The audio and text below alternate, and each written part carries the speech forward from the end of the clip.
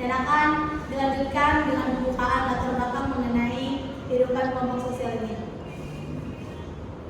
Oke, baiklah teman-teman, sini kita lihat mengenai latar belakangnya. Dalam kehidupan sehari-hari, biasanya kita selalu mendengar tentang non-pribumi. Apa sih non-pribumi ini? Nah, non-pribumi ini adalah golongan-golongan yang terpinggirkan yang masuk dalam cerita-cerita pada masa Orde Lama. Nah, namun non-pribumi ini hanyalah sebuah cerita fiksi atau hanya ada dalam bayangan atau pikiran atau bahkan dokumen administrasi yang tersedia pada masa itu. Nah, pada masa itu diberikanlah istilah-istilah dengan gerakan pengacau keamanan atau biasa kita sebut dengan Orde Lama.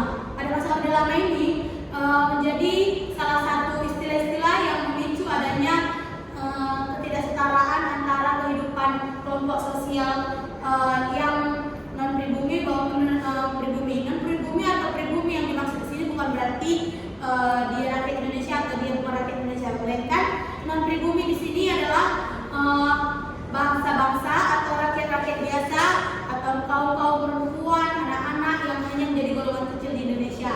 Dan kelompok sosial yang didengarkan ini atau dibilang pribumi ini adalah mereka kelompok bangsawan dan pria dan juga para militer. Nah, selanjutnya saya sudah menjelaskan mengenai latar belakang sedikit mengenai kehidupan kelompok sosial ini. Akan dilanjutkan kembali dengan teman saya Muhammad. Nah, baiklah, materi selanjutnya itu adalah kelompok-kelompok yang terdengarkan narasinya. Dalam hal ini, narasi sejarah itu tentunya dibentuk dari apa yang telah atau buku-buku media-media atau karya-karya ilmiah yang memang sudah ditulis pada zamannya. Nah, kelompok-kelompok yang memang terdengarkan pada saat terdengarkan itu adalah kelompok elit yang mana mencakup pengusaha, bangsawan, tokoh-tokoh politik, serta ini lebih dispesifikasikan gender, yaitu laki-laki.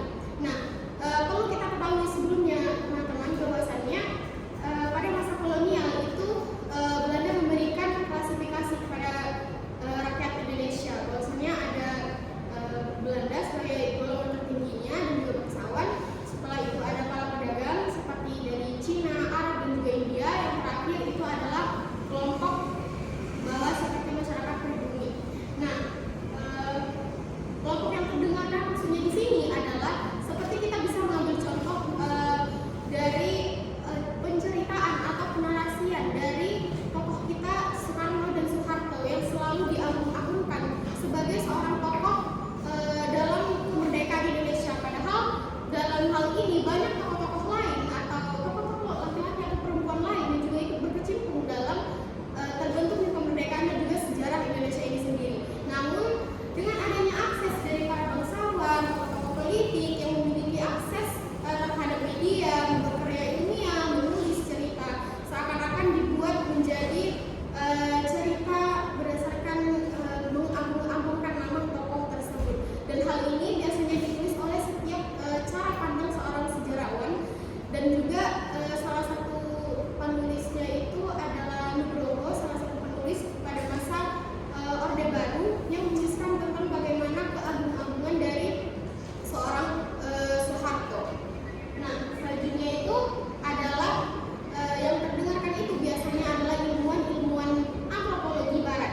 Salah satu contohnya itu adalah Chilford, yang mana dia menuliskan suatu karya yang berjudul Religi of Java pada tahun 1960-an, yang di dalamnya terinput bahwasanya beliau mengklasifikasikan orang Jawa itu dari santri, abangan dan juga priai. Padahal seharusnya hal ini perlu kita kritiki karena tidak boleh ada penulisan secara suku atau tidak boleh ada penulisan yang diklasifikasikan dengan cara pandang orang barat seperti itu. Nah, jadi selanjutnya itu adalah kelompok-kelompok yang terpinggirkan atau narasi yang tidak terdengarkan akan disampaikan oleh teman kami, Sania.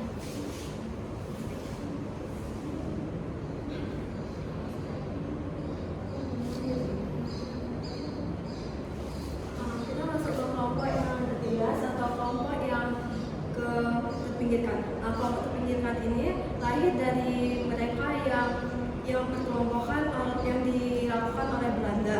Orang terpinggiran ini terdiri dari kaum pribumi yang dimana wanita-wanita pribumi ini belum mendapatkan akses pendidikan yang baik sehingga perempuan-perempuan ini menjadi budak seks atau gundik. Masyarakat masih percaya terhadap yang namanya kuadrat perempuan dan kuadrat lelaki. Padahal sebenarnya itu cuma menjadi kebudayaan atau keseringan kita memakainya tentang kuadrat itu. Misalnya ini contohnya kuadrat perempuan. Kuadrat perempuan itu seharusnya perempuan lembut, lebih baik, bahasanya sopan, tetapi banyak lelaki ini kuadratnya itu kayak melakukan kejahatan, kayak jahat, ngomongnya kasar itu dianggap tuh biasa saja karena itu udah menjadi kuadrat lelaki seperti itu. Banyak sekali seperti itulah. Dan dilanjutkan dengan Fadli. Selanjutnya, dampak pembentukan identitas nasional. Nah, di sini ada 3 dampaknya. Yang pertama adalah munculnya konflik identitas. Yang ketiga, diskriminasi terhadap minoritas. Yang ketiga, kontribusi pribumi di berbagai wilayah terpinggirkan.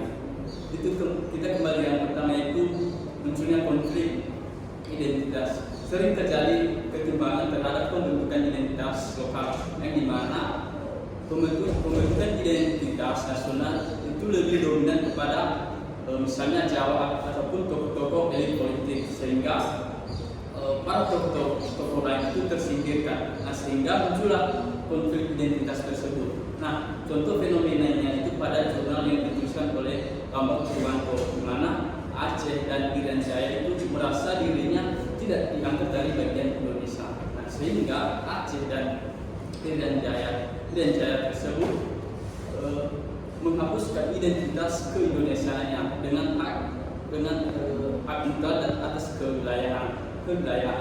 Dan pada jurnal tersebut Aceh dan Irian Jaya itu melawan diskriminasi Pulau Jawa, artinya Pulau Jawa ataupun pemerintahan pusat identitas Aceh tersebut dan Irian Jaya dibiarkan tanpa maksudnya terpinggirkan ataupun dianggap sepele. Dan yang kedua adalah diskriminasi terhadap minoritas. Nah, pada narasi penulisan sejarah nasional itu lebih dominan kepada mayoritas. Nah, sehingga minoritasnya tersingkirkan. Nah, contoh minoritasnya seperti Tionghoa dan Papua itu termasuk. Nah, apa sih peran Tionghoa pada Indonesia? Nah, kita bisa tahu pada jurnal yang dituliskan oleh mahasiswa UNES, yang dimana peran etnik Tionghoa terhadap Indonesia, di mana Tionghoa ini berjuang pada bidang perekonomian dan politik. Nah, namun pada tahun 1860 sampai dengan 1880 Soeharto membatasi identitas orang-orang Tionghoa tersebut. Nah, sehingga menyebabkan identitas Tionghoa tersebut tersingkirkan ataupun hilang. Walaupun sebenarnya Tionghoa itu berperan dalam perjuangan dalam pembentukan identitas nasional. Yang ketiga adalah kontribusi pribumi di berbagai wilayah tersingkirkan. Artinya, pada penulisan sejarah biasanya lebih dominan pada tokoh-tokoh yang ada di Pulau Jawa. Nah, sehingga tokoh-tokoh yang ada di daerah lain, tentunya Sulawesi, Kalimantan, Papua itu tersingkirkan. Secara historis bahwa tokoh-tokoh tersebut yang ada di berbagai pulau, mereka berperan dalam pembentukan identitas bangsa Indonesia. Namun pada penulisan sejarah tokoh tersebut tersingkirkan. Nah, contohnya itu tokoh dari Sulawesi, contohnya itu Sultan Hasanuddin, di mana pada narasi sejarah Sultan Hasanuddin ini kadang diceritakan dalam sejarah cuma sekilas dibandingkan dengan tokoh-tokoh lain seperti yang ada di pulau-pulau Jawa. identitas nasional.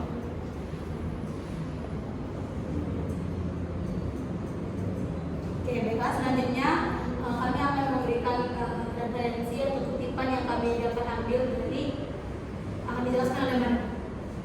Nah, adapun referensi yang kami ambil itu adalah dari tulisan Aryo Prianto yang berjudul Sejarah dan Kaum Presisi. Dan selanjutnya itu adalah karya dari Dr. Suharto yang berjudulkan Memahami Pelatihan Nasionalisme Indonesia. Dan selanjutnya itu adalah dari Kurniawan Nominasi Orang-Orang Besar dalam Sejarah Indonesia. Dan ditutup dengan karya Aryo Prianto yang berjudul Yang berhubungi di Dengan pribumi dibiarkan atau dibiarkan. Nah, selanjutnya di sini kami akan memberikan kutipan hasil kutipan kami yang sudah kami blog sesuai dengan materi kami, dan selanjutnya ada juga ini kami memiliki 4 kutipan, 4 lampiran dari kutipan kami. Nah, akhirnya saya akan menutup dengan kesimpulan bahwa mengenai identitas sosial ini yang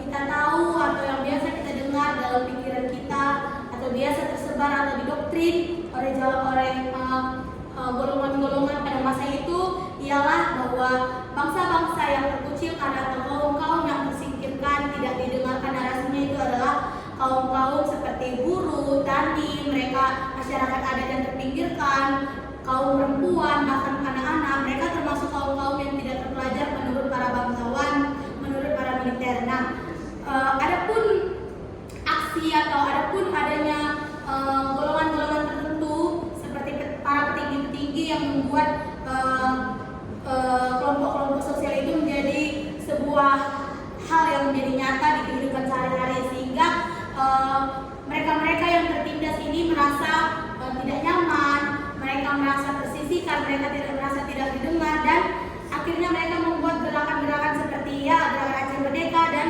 Papua Merdeka.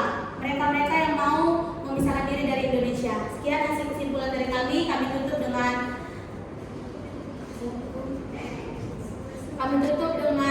terima kasih dan maaf jika ada kesalahpahaman kata. Kami dari kelompok 4 mengucapkan sampai jumpa kembali.